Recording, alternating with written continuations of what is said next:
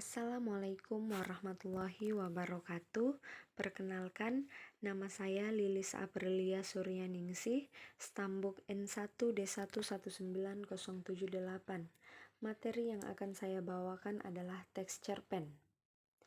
Cerpen merupakan cerita pendek yang berisi tentang kisah cerita yang tidak lebih dari 10.000 kata. Pada umumnya, cerita pada cerpen bisa memberikan kesan dominan dan berkonsentrasi pada permasalahan satu tokoh. Menurutnya, dalam cerpen tidak ada cerita hingga 100 halaman. Cerpen merupakan suatu karya sastra dalam bentuk tulisan yang mengisahkan tentang sebuah cerita fiksi lalu dikemas secara pendek, jelas, dan ringkas. Cerpen biasanya hanya mengisahkan cerita pendek tentang permasalahan yang dialami satu tokoh saja. Pada umumnya, permasalahan yang dikisahkan pada cerpen tidak terlalu rumit, maka dari itu jumlah kata pada cerpen juga dibatasi. Biasanya, cerpen terdiri dari berbagai kisah seperti genre percintaan, kasih sayang, jenaka, dan lain-lain. Pada cerpen juga mengandung pesan dan amanat untuk para pembaca. Cerpen menurut para ahli. Menurut J.S. Badudu, cerpen adalah cerita pendek yang berfokus dan berkonsentrasi pada satu peristiwa kejadian.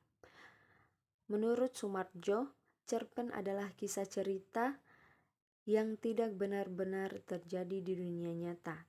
Hendy, cerpen merupakan cerita pendek yang ditulis secara singkat dan pendek. Menurut Aoh KH, cerpen merupakan prosa pendek di mana kisah ceritanya ditulis secara fiksi dan fantasi. Struktur cerpen. 1. Abstrak. Abstrak merupakan pemaparan gambaran awal dari cerita yang dikisahkan. Pada cerpen, abstrak biasanya digunakan sebagai pelengkap cerita. Maka dari itu, abstrak bersifat opsional atau bisa jadi tidak ada pada cerpen tersebut. 2. Orientasi. Pada orientasi, cerpen biasanya menjelaskan tentang latar cerita seperti waktu, suasana, tempat atau lokasi yang digunakan dalam penggambaran cerita cerpen. 3. Koda. Koda merupakan nilai atau pesan moral yang terdapat pada sebuah cerpen yang disampaikan oleh penulis kepada para pembaca. Pesan moral yang disampaikan sesuai dengan jenis cerpen. 4. Resolusi. Resolusi merupakan bagian akhir permasalahan yang terjadi pada cerpen. Pada bagian ini terdapat penjelasan dari pengarang mengenai solusi permasalahan yang dialami tokoh. 5. Evaluasi. Pada bagian evaluasi ini terjadi konflik masalah yang semakin memuncak. Konflik mulai menuju bagian klimaks dan mendapatkan penyelesaian atas masalah yang terjadi. 6.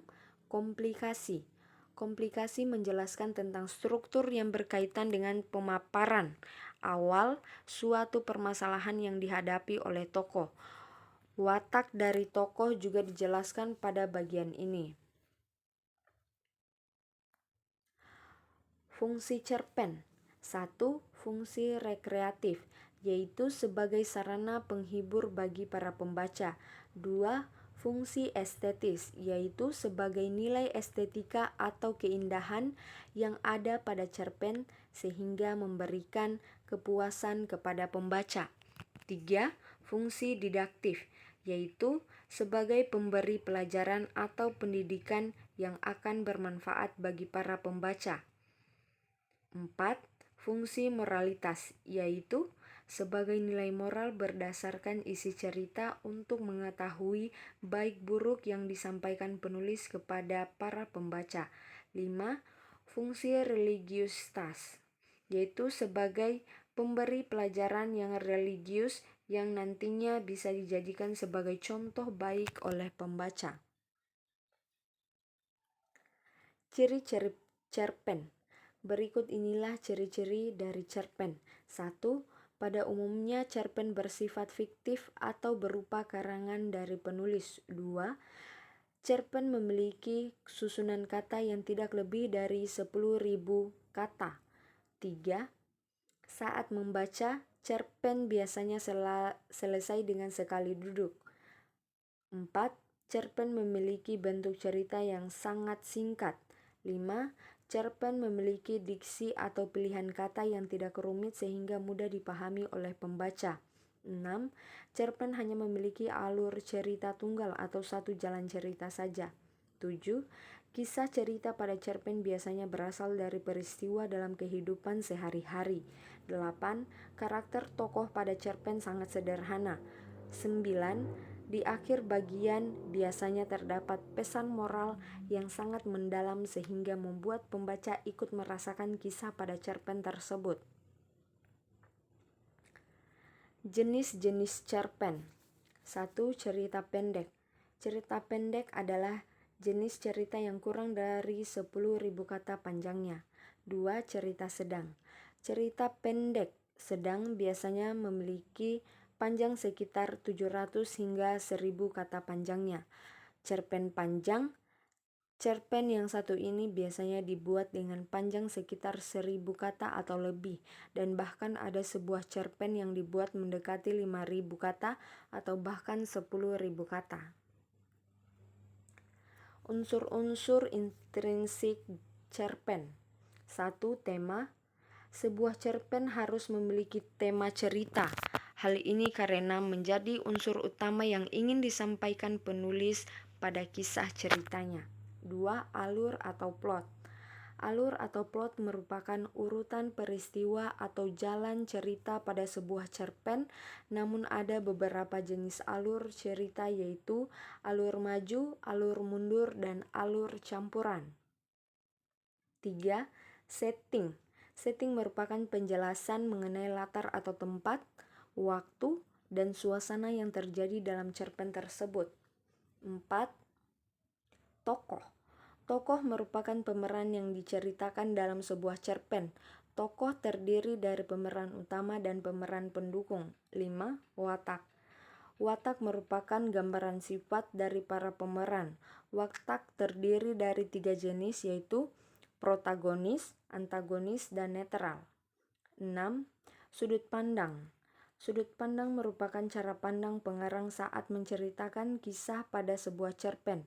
Sudut pandang dibagi menjadi 2 bentuk yaitu sudut pandang orang pertama yang terjadi dari pelaku utama. 7. Amanat. Amanat merupakan pesan moral atau pelajaran yang disampaikan oleh penulis kepada pembaca.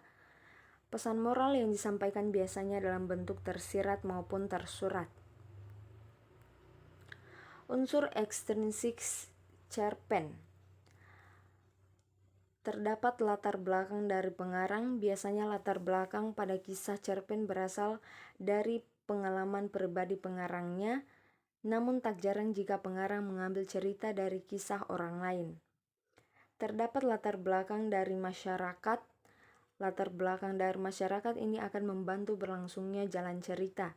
Biasanya juga mempengaruhi isi ceritanya juga.